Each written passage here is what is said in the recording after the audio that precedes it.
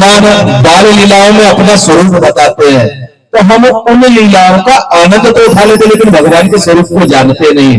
देखिए, देवी भागवत रहस्य खोलने का ग्रंथ है। हम भगवान की लीलाएं तो सुनते हैं कि भगवान क्या कह देता है कि मैं नहीं जाता, ये बुलाती है, और जब मैं माखन खाने नहीं जाता तो चुगली लगा देती है। अर्थात जैसी गोपियां तो गोपियों की चुगली भगवान ने लगा दी। समझ गए? यानी भगवान कौन है? आईना। कौन है? आईना। यहां मां कहती है कि तूने ही माखन खायो, तो कन्हैया क्या कहते हैं? मैं नहीं माखन खायो। और जब मां रोने लगती है तो क्या कहती है? मैं नहीं माखन खायो।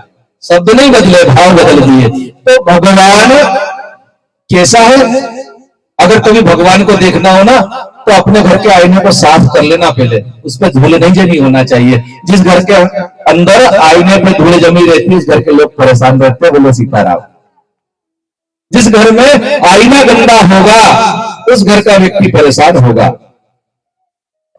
तो आईने को साफ कर ले और खड़े होकर के देखना, आपको जैसा आप दिखाई देंगे वैसा ही भगवान है। भगवान और कुछ नहीं है, आईना है। कई बार मैं कहा करता हूं कि भगवान कई बार कहता है कि मैं तो साफ स्वच्छ आईना हूं, तुमने पत्थर मारकर मुझको लश्कर बना दिया। भगवान को लश्कर कौन ने बना दिया? हमने उसके ऊपर दोष दे देके कचरे का डब्बा बना दिया। अच्छा हुआ तो मेरा खराब हो तो भगवान ने क्या? बोला सीताराम। हम लोग अक्सर भगवान के ऊपर दोषारोपण करते हैं और फिर क्या करते हैं? एक और बहुत बड़ी गलती करते हैं, हम हमेशा विक्टिम बने रहते हैं। विक्टिम समझते हैं ना, भगवान को दोष देने वाले, और अपने आप को हमेशा अच्छा बताने वाले, अपने आप को बेगुनाह बताने वाले और भगवान को दोष देने वाले। जबकि ये स्वरूप नहीं है भगवान के साथ बात करने का। भगवान के साथ बात करने का स्वरूप कैसा है?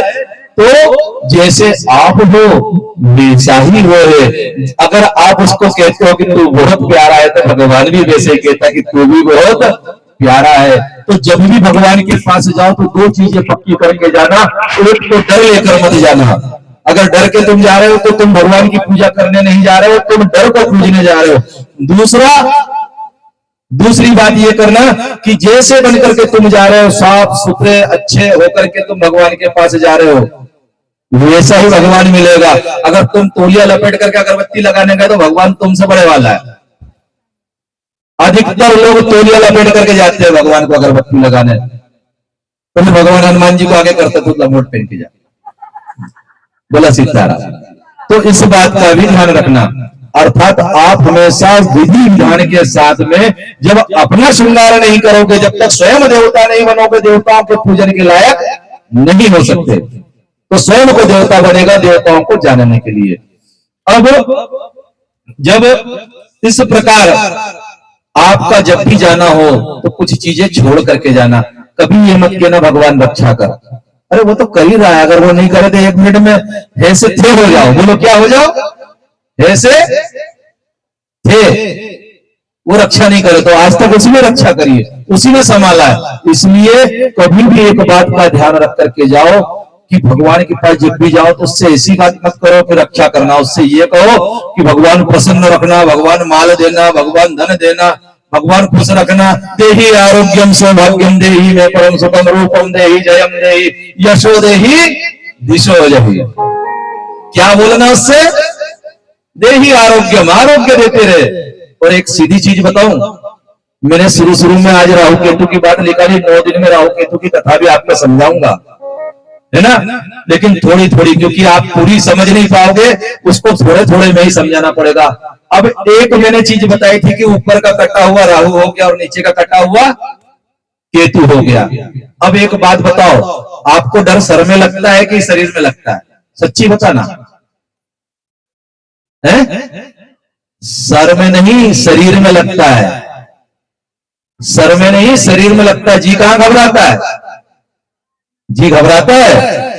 और अगर भगवान का भजन अच्छा हो तो कांटे कहां खड़े होते हैं? शरीर में होते हैं। एक बात और बताओ, आप डरते हो, भय लगता है तो धड़कन कहां बढ़ती है? शरीर में। तो इसका मतलब ये है कि आपका सिर अलग है और शरीर अलग है। सिर में जो ऊर्जा और ज्ञान है वो 10% और शरीर में जो ज्ञान और ऊर्जा है वो 90% है। कितने परसेंट है? 90%। और ये 90 और 10% को मिलाने की विधि पूरी 9 दिन में मैं बताऊंगा। 9 दिन में एक चीज पक्की बताऊंगा, अगर आप समझ पाए तो आप यहां से अमृत पी के जाओगे। क्या पी के जाओगे? और कैसा अमृत? अमृत किसको कहते हैं? अमृत का मतलब यह होता है कि आप सोचो और आपके सोचने से सारी चीजें होने लगे। आप उसके लिए भाव बनाओ और आपके सामने वो व्यवस्थाएं आने लगे। आप अगर अपने स्वास्थ्य को लेकर के चिंतित हो और आपके मन में विचार आ जाए, ये भाव आ जाए कि मैं स्वस्थ हो सकता हूं, अपने ऊपर विश्वास आ जाए, तो मैं आपको बताता हूं कि 5 मिनट से 7 मिनट का ध्यान होगा। अभी 1-2 रोज के बाद में मैं कराया करूंगा, जब सब लोग समझ लेंगे तो फिर मैं आपको बताऊंगा। 5 मिनट के ध्यान में आपको यहां से आरोग्य, आपको यहां से हंसी, आंतरिक हंसी यानी प्रसन्नता, आपको यहां से मन का तनाव, ये सब दूर करके पहुंचाऊंगा, आरोग्य देकर के। सब भगवान की कृपा है। क्यों? क्योंकि आप ही लाने वाले हो, अपने अंदर आप ही करने वाले हो। इस चीज को भी आप समझ पाओगे। तो ये कथा केवल कहानी सुनाने के लिए नहीं, ये जीवन बदलने के लिए है। अगर जब सुखदेव जी महाराज कथा सुनाने के लिए बैठे तो इंद्र वहां पर अमृत का प्याला लेकर के आकर कहते हैं कि ये कथा हमको दे दो और अमृत तुम ले लो, कहा था ना।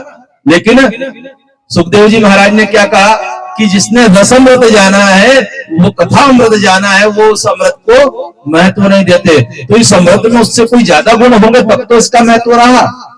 तो आप यहां पर वो 9 दिवसीय अमृत पान करने के लिए आए हैं। अब किस दिन आपका नंबर आएगा और किस दिन वो अमृत आपके अंदर चले जाएगा, क्योंकि हर रोज अलग अलग व्यक्ति को अमृत मिलेगा। ऐसा नहीं कि एक ही दिन में सबको बटेगा ना, बटे थे। जिस रोज जिस भाव में जो बैठ जाएगा उसको वो अमृत मिल जाएगा।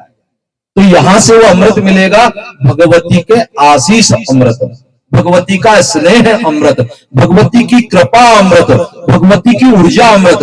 एक छोटा सा अमृत मैं आपको बताता हूं। एक बार आप सभी लोग सांस लें और पूरी सांस नाक और मुंह से निकाल दें। इसी क्षण लंबी सांस लेकर के दिल धीरे धीरे नाक और मुंह से निकाल दें और केवल एक भाव करें कि वो भगवती परम प्रसन्न होकर के मेरे हृदय के सिंहासन में बैठ गई है और मेरे रोम रोम में समा गई है। जरा भाव करें कि वो भगवती परम प्रसन्न और परम तेजस्वी स्वरूप में मेरे अंदर बैठी और रोम रोम में समा गई। आपको इसी क्षण लगेगा कि आपके अंदर ऊर्जा का संचार हो गया। तो ये कथा का अमृत है। ऐसे ही नहीं, इस कथा को ऋषियों ने लिखा और ऐसे ही नहीं, इस कथा को वाचने का इतना सम्मान दिया जाता है। कहने वाले तो बहुत सारे टीचर भी पढ़ाते हैं, लेकिन जो इस जगह पे बैठ करके कथा सुनाता है तो कोई तो बात होगी। बात यह है कि कथा सुन करके, कथा को कहने वाले तो बहुत सारे मिल जाएंगे, लेकिन कथा समझ करके कहने वाले कहां मिलेंगे? क्यों? क्योंकि हम जो बैठे हुए हैं वो अन्नमय कोष में बैठे, खाना खाते ना, अन्न से शरीर चल रहा है, तो हमारा दिमाग भी वहीं पे। अन्नमय शरीर होता है, इसके ऊपर होता है प्राणमय शरीर, और इसके ऊपर आता है मनोमय शरीर, और इसके ऊपर आता है विज्ञानमय शरीर, और इसके ऊपर आता है आनंदमय शरीर। तो जो विज्ञानमय शरीर में प्रवेश कर जाते हैं, अर्थात वाल्मीकि विज्ञान विशारद, रामचरितमानस में हम पढ़ते ना, वाल्मीकि विज्ञान विशारद। जो वाल्मीकि जी हुए, व्यास जी हुए, इन्होंने जब कथा लिखी तो सरस्वती नदी के किनारे बैठ करके लिखी। इन्होंने जब कथा लिखी तो ये विशारद थे, इसमें आध्यात्म के विज्ञान के विशारद थे, डॉक्टरेट थे इनको। और जब इन्होंने लिखी तो डॉक्टर की पर्ची तुम सब पढ़ लेते हो क्या? सही बता ना। डॉक्टर की पर्ची दोबारा डॉक्टर के पास लेके जाओ, वो भी नहीं पढ़ पाएगा। केवल एक व्यक्ति पढ़ता है, कौन? मेडिकल स्टोर वाला, डॉक्टर की पर्ची। तो कहने का मतलब ये हुआ, जब डॉक्टर की पर्ची केवल मेडिकल स्टोर वाला पढ़ सकता है, तो उन ऋषियों की जो ईड़ा पीड़ा और सुष्पणा अर्थात सरस्वती नदी जो अंदर से प्रकट होती है, उसके अंदर इकट्ठे होकर के उन्होंने जब लिखा, अर्थात सुषुम्ना में अवस्थित होकर लिखा हुआ ग्रंथ क्या कोई भवसागर की लहरों में बैठ करके पढ़ने वाला व्यक्ति समझ सकता है? यह विचार की बात है।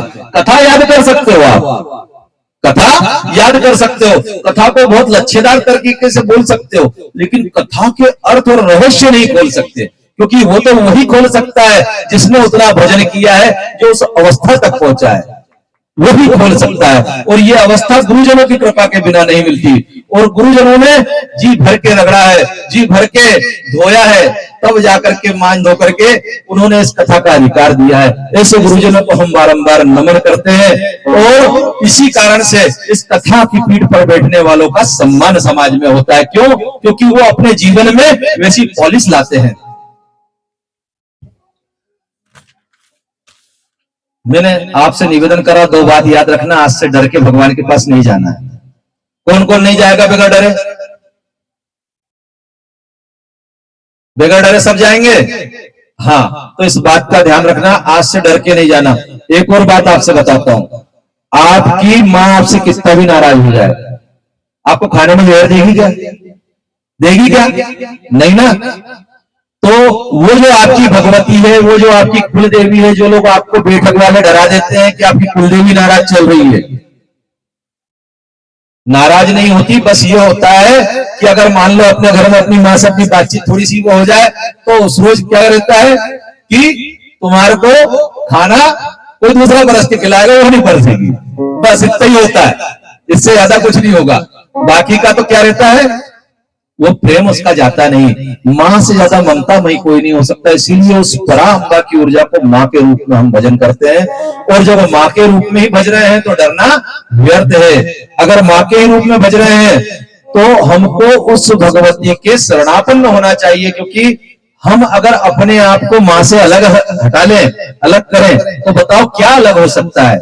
ये तन का एक एक रोम रोम उस मां के द्वारा दिया हुआ है, उस भगवती के द्वारा दिया हुआ है, उस परम्बा के द्वारा दिया हुआ है। वही हमारे कुल की पालन करने वाली बनी हुई है। अभी तक हमारा कुल जितना होकर के आया वो कुल की, अगर वो थोड़ी बहुत कुछ रोज में हमसे हमारी कुछ गलतियों के कारण खपा है, तो खपा से हम यही कर सकते हैं कि उसको थोड़ा सा मना ले।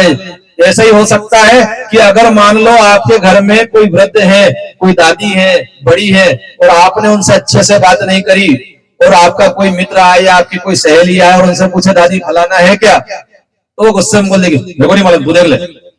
बस इससे ज्यादा कुछ नहीं करेगी, मेरे को नहीं मालूम, तू देख ले।